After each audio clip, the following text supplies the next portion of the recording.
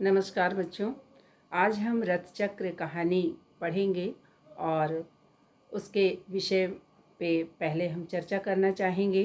कुछ बिंदुओं पर हम विशेष चर्चा करना चाहेंगे ताकि जब हम कहानी पढ़ें तो उस कहानी को आसानी से समझ सकें। सबसे पहले तो हम जो रथ चक्र जिसको कि हिमांशु जोशी ने लिखा है उस शीर्षक पर चर्चा करना चाहेंगे कि इस नाम का, इस शब्द का रथ चक्र क्या अर्थ निकलता है, उसकी क्या मीनिंग निकलती है। रथ चक्र शब्द से लेखक का तात्पर्य जीवन चक्र से है। लेखक के अनुसार जीवन निरंतर रथ के पहिए की भांति घूमता रहता है। जीवन में सुख दुख उतार चढ़ाव होते रहते हैं, लेकिन जीवन चक्र कभी नहीं रुकता, वह सदा चलता ही रहता है। पहला ये पॉइंट हुआ। दूसरा पॉइंट जो है वो परिवर्तनशीलता। इस कहानी के द्वारा हम जानेंगे कि किस प्रकार से हमारा जीवन परिवर्तनशील है और ये संदेश भी देती है कि समय किसी के लिए नहीं रुकता है। जो कल बच्चा था वह आज युवा है और जो युवा है वह कल वृद्ध हो जाएगा। यानी आपकी अवस्था या हमारी अवस्था भी बदलती रहती है। फिर तीसरा पॉइंट है कि कहानी में बाबा और एक बड़े भैया, लेखक के बड़े भाई रहते हैं, उनके द्वारा लगाए हुए फलों के वृक्षों का उल्लेख है।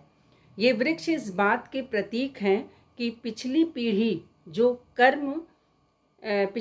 ने जो कर्म किए हैं उनके फल आने वाली पीढ़ी को प्राप्त होते हैं। अब समय का चक्र ऐसा घूमा कि यहाँ पर लेखक जो कि नई पीढ़ी के हैं को खुद नए पौधे रोपते हैं और अपनी जिम्मेदारियों को संभालते हैं। यहाँ पौधा रोपने का मतलब है कि जिम्मेदारियों को निभाना अपने। और लास्ट जो पॉइंट हम जिस पे विशेष बिंदु जो है इस पे हम आपका ध्यान आकर्षित करना चाहेंगे वो है कर्तव्य बोध। यानी हमें अपने कर्तव्यों की जानकारी होनी चाहिए।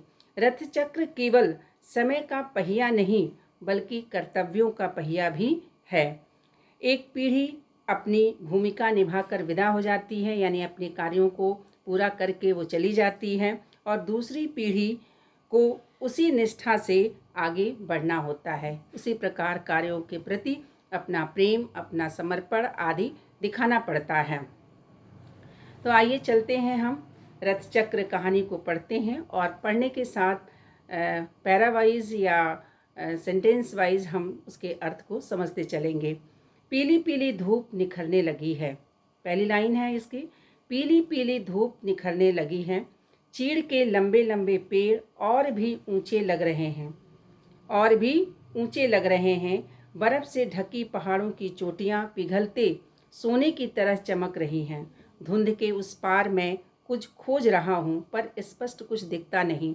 यहाँ पर मैं का प्रयोग इस पैराग्राफ में, इस गद्यांश में मैं का प्रयोग लेखक ने खुद के लिए किया हुआ है।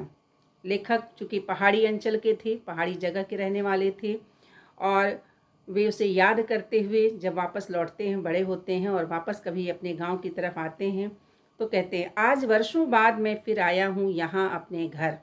यहाँ के कड़कड़ में शैशव यानी बचपने की कितनी ही हर्ष विषाद, हर्ष यानी खुशी, विषाद यानी दुख, मिश्रित स्मृतियाँ, हर्ष विषाद मिश्रित स्मृतियाँ बिखरी पड़ी हैं। स्मृतियाँ यानी यादें। पिताजी का स्वर्गवास हुआ तब हम छोटे थे। माँ का बिलख बिलख कर रोना, दीदी के कभी न थमने वाले आंसू, बाबा का कोरे कागज़ सा सफ़ेद चेहरा, यानी उस पर कोई भाव नहीं, कोरा कागज़, सिंपल, बिल्कुल निश्चल भाव उनके चेहरे पर, सफ़ेद चेहरा आज भी अनायास याद आते हैं। जो अजीब सिहरन सी होती है और मैं कांप उठता हूँ। मैं तब कनु के बराबर था। देहरी के पास माँ सिर झुकाए बैठी थी। बाबा पत्थर की तरह गुमसुम हो गए थे, एक भी शब्द बोल ना पा रहे थे। दीदी मुझे गोद में उठाए चुपचाप रो रही थी, बस रोए ही जा रही थी। पिताजी की अकाल मृत्यु यानी असमय मृत्यु ने बाबा को और भी बूढ़ा बना दिया था। हाथ पांव अब अधिक चल ना पाते थे। स्मृति यानी याद भी अब किसी सीमा तक साथ छोड़ रही थी। बातें करते करते बहक उठते, बार बार कोई बात बताने पर जल्दी भूल जाते। दुकान का जितना उधार जिनके पास था उन सब ने ठेंगे दिखला दिए। ठेंगे यानी अंगूठे दिखला दिए, यानी बिल्कुल मुकर गए उस बात से। सगे संबंधियों ने सहायता करना तो अलग रहा, सगे संबंधियों ने तो सहायता करना तो अलग रहा, पिताजी की आकस्मिक मौत का पूरा पूरा लाभ उठा लिया था। दोबारा अपनी रकम वसूल करने से भी चूके न थे, यानी बचे नहीं थे, छोड़ा नहीं था उन्होंने। किसी पड़ोसी दुकानदार ने ग्राहक तोड़ लिए, किसी ने अपने बगल की हमारी ज़मीन दाब ली थी। घर बाहर के सभी लोग जैसे हमें नोचने के लिए खड़े हो गए थे। कोई भी तो अपना नहीं दिखता था। बाबा बूढ़े थे, हम छोटे। एक दिन बाबा ने बड़े भैया को बुलाया। पता नहीं क्या कहा कि बड़े भैया सारा दिन उदास रहे। शाम को जब खेत से लौट रहे थे तो भैया बोले, जीतू मैं पढ़ने अल्मोड़ा जाऊंगा तो तू घर का काम देख लेगा। मेरी समझ में बात आई नहीं। भैया पढ़ने अल्मोड़ा जाएं यह ठीक है, लेकिन घर में मुझे क्या देखना है और कैसे?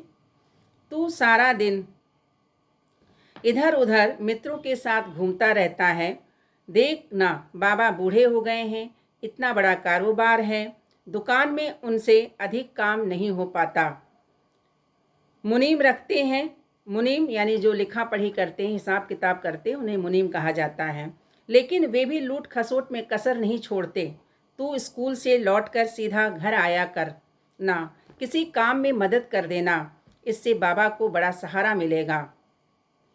बड़े भैया का स्वर भीग आया था, यानी बिल्कुल जो है आवाज़ में रुआंसा आवाज़ हो गया था। भीग आया था यानी रुआंसा हो गया था। वे उसी बहाव में आगे बोले, ऐसा कोई भी नहीं था, ऐसा कोई भी नहीं जिसकी हम सहायता लें, ऐसा कोई भी नहीं जिसकी हम सहायता लें सके। पिताजी हमें खूब पढ़ाना लिखाना चाहते थे ना, अब बाबा चाहते हैं कि मैं आगे पढ़ूं। पिताजी जिस तरह सारे काम चलाना चाहते थे वैसे ही सब चले। बाबा का दिल नहीं दुखाना है। मैं खूब परिश्रम करूँगा, तू भी पढ़ने में मेहनत कर, बेकार का घूमना फिरना छोड़कर खाली समय में घर का काम देख।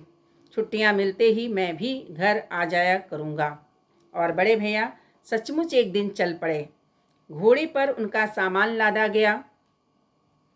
पुल पार तक बाबा लाठी टेकते टेकते उन्हें पहुंचाने गए।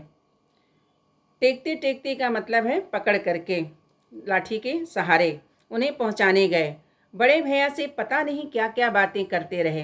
बड़े भैया उम्र में मुझसे केवल 3 साल बड़े थे, लेकिन लगता था पिताजी की अकाल मृत्यु ने उन्हें बहुत कुछ सिखा दिया था। फिर काम में डूब गए थे बाबा, न दिन देखते न रात, कहीं कुछ भी कमी ना आने दी उन्होंने। जिस तरह मेहमान पहले आते थे उसी तरह फिर आने लगे। बहू बेटियां जो भी घर आती बाबा उसी तरह लुटाते, यानी उनको कुछ न कुछ देते, जिस तरह पिताजी लुटाया करते थे।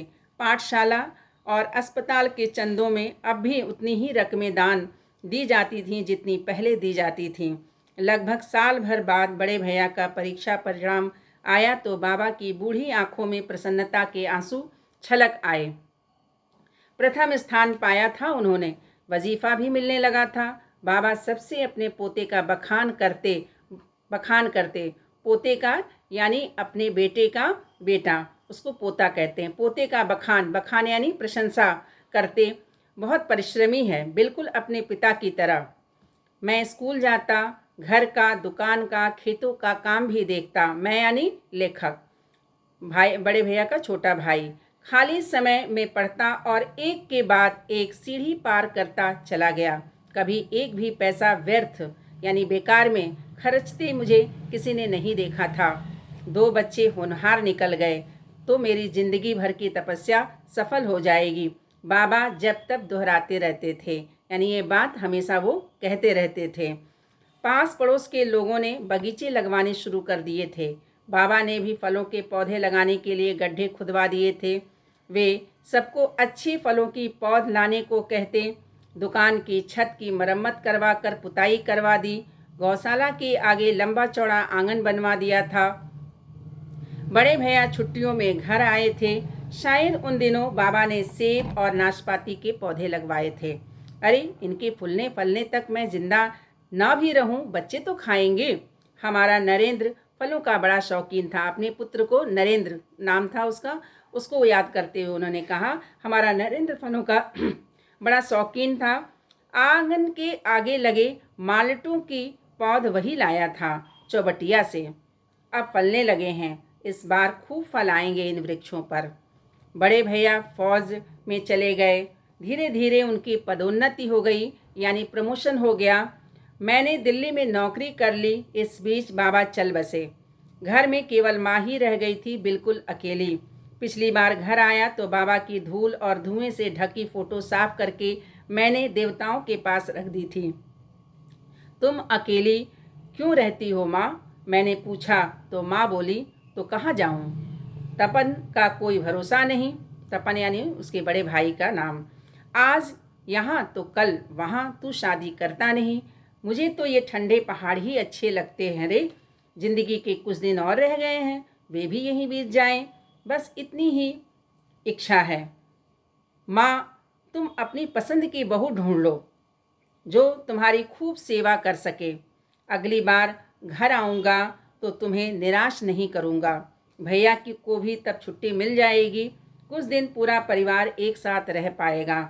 बड़े भैया ने फौज में ही काम कर रहे अपने किसी बड़े अफसर की लड़की से शादी कर ली थी। भाभी केरल की थी। पहाड़ों की ज़िंदगी क्या होती है उन्हें पता न था। एक बार अम्मा उनके साथ कुछ महीने बिताने के लिए गईं, लेकिन थोड़े ही दिनों में लौट आईं। वहाँ की ज़िंदगी उन्हें रास न आ पाई। मेरे दिल्ली लौटने के कुछ महीने बाद माँ का लिखवाया पत्र मिला था, तेरे लिए चाँद सी बहू ढूंढ ली है, यानी बहुत सुंदर सी बहू ढूंढ ली है। तपन को लिख दिया है, वह भी आएगा। चैत्र में शादी होगी। हिंदी महीने का नाम है चैत्र। चैत्र से पहले ही देश की स्थिति बिगड़ने लगी। पाकिस्तान से युद्ध शुरू हो गया था। भैया उन दिनों बांग्लादेश के मोर्चे पर थे। वे थे जैसूर की तरफ कहीं। युद्ध पर जाने से पहले भैया मिलने आए थे। एक दिन मेरे साथ रहे।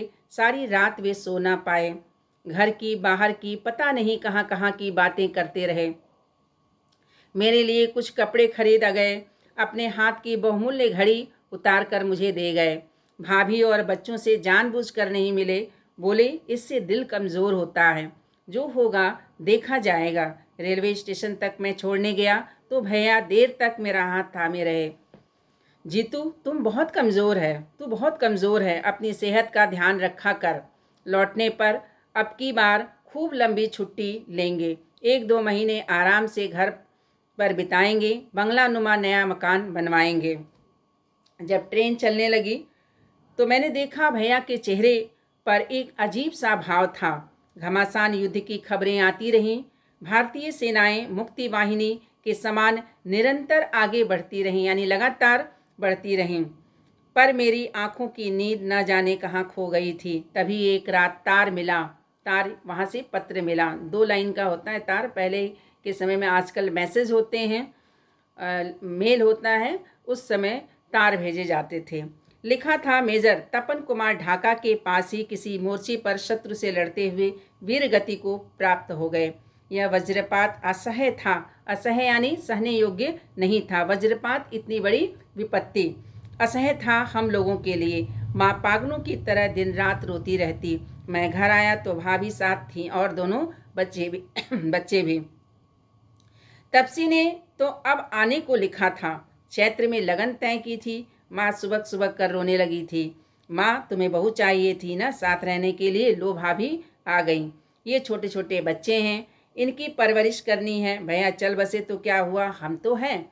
माँ चुप हो गई। अपनी होने वाली चांद सी बहू का जिक्र उन्होंने फिर कभी नहीं किया। धूप में चमकता हरा भरा बगीचा मेरे सामने है। वे पेड़ पर अब बहुत बड़े हो गए हैं, जिन्हें बाबा ने लगाया था। 3-4 साल पहले बड़े भैया छुट्टियों में घर आए थे। कुछ पेड़ वे लगा गए थे, अब मेरे बराबर ऊंचे हो गए हैं। दूर कुछ गड्ढे और चमक रहे हैं, जिन्हें अम्मा ने इन जाड़ों में खुदवाया था, जिन पर अब पौधे मुझे रोपने हैं। यहाँ पर लास्ट लाइन जो है उससे अंत करता है लेखक ये समझाते हुए कि जिन पर अब पौधे मुझे रोपने हैं, यानी लास्ट में उसे सारे लोगों ने अपनी अपनी जिम्मेदारियों को बखूबी निभाया।